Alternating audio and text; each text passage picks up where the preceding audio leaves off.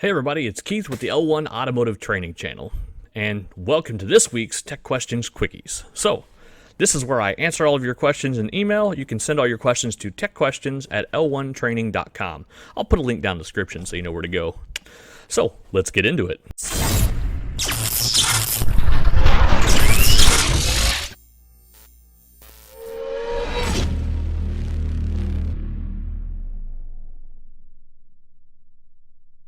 Jim K says, dyno and track tuning question. Interesting. Hello, great information on your site. Wow, I appreciate all your hard work. Thank you, Jim. I'm glad you appreciate it. Our group of car enthusiasts wants to program ECUs while on a dyno or at the local track, and then return ECU to pre-tuning values at end of day, manually tweaking the engine performance parameters, air-fuel timing, shift points, etc. on factory ECUs from GM, Ford, and Chrysler. Our mechanic knows engines, electrical engineer knows programming, but nobody has experience with remapping tools. We don't need to program modules unrelated to the drivetrain performance. On a tight budget, what tools or resources do you recommend for us? Thanks in advance. Oh, I'm sorry, Jim. There is not a tight budget option. You can get into tuning the ECMs on most of those domestic manufacturers with HP tuners for approximately $300 for the device and a credit towards one vehicle. It's about $100 a credit after that.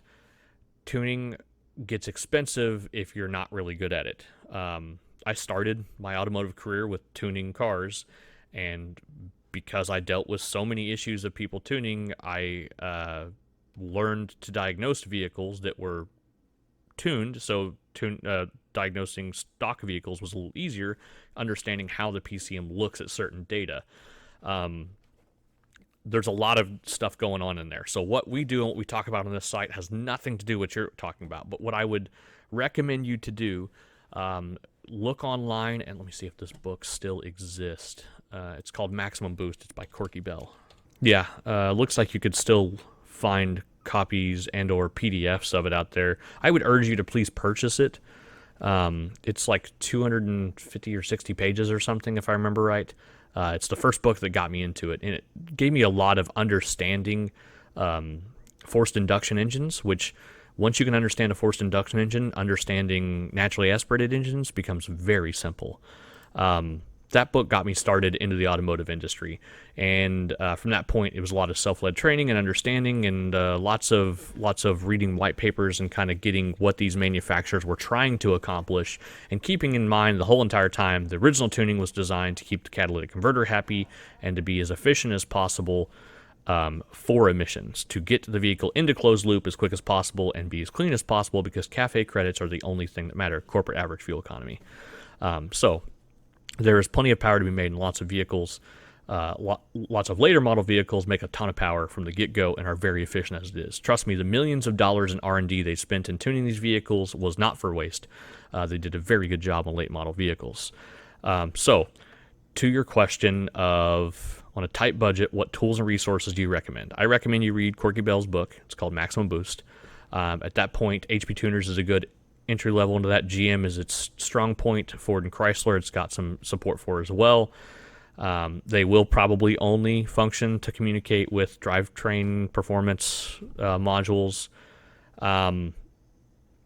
Remapping stuff, this isn't something you get into on a weekend and get good success with. This is something that you get into, and then the first thing you do to the car is going to make it make less power.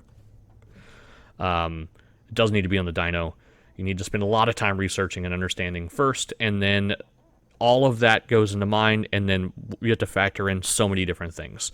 The stroke of a particular engine has a lot to do with just the timing. So one engine of one displacement and another engine of another displacement, both naturally aspirated, both with identical intake manifold setups and exhaust setups and same spark plugs and coil setup, and all these things are very different animals, and some will make more power at one timing, and one will make less power, or one will make more torque, and then have top end knock issues, or the other one will have pre-detonation issues, and then you have to start playing. All these things have to come to mount. Once you start changing away from the millions of dollars in R&D they put into making all of these parts work correctly under all driving conditions, you create tons of issues. It's very easy to tune an engine to make power at wide open throttle. It's a lot more difficult to make that car drivable.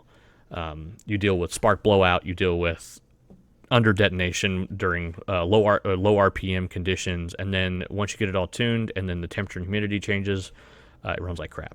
So it's a long journey. Not saying you can't do it, not saying you shouldn't. You should definitely do it. Please, if you have passion, jump into it and do it. Just know that it isn't something you can throw $300 at and play with for a weekend and you got yourself a hot rod. It doesn't work that way. Read lots of forums. Get on the HP Tuners forums. Don't take anyone's word as solid anything. It doesn't matter how close their setup is to yours. Your car may act totally different. Remember, elevation's different. Humidity's different.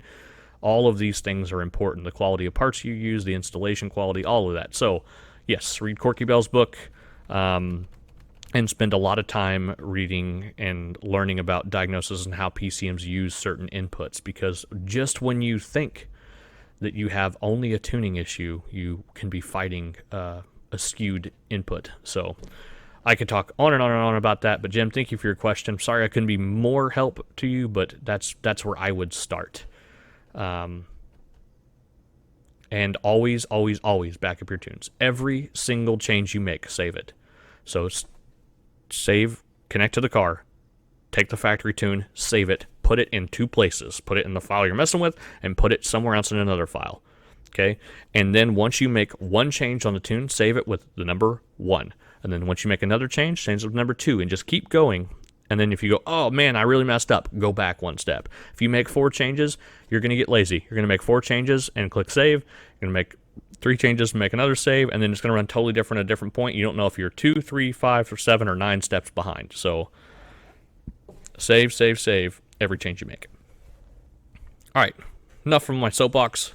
Thank you very much, Jim, for the question. All right, guys, thanks for all the questions this week. Sorry I couldn't be more help to some of you guys, but remember, if you've got questions, you can send them to TechQuestions@l1training.com. I'll put a link in the description and maybe a little banner right here. So, we'll see you guys next time.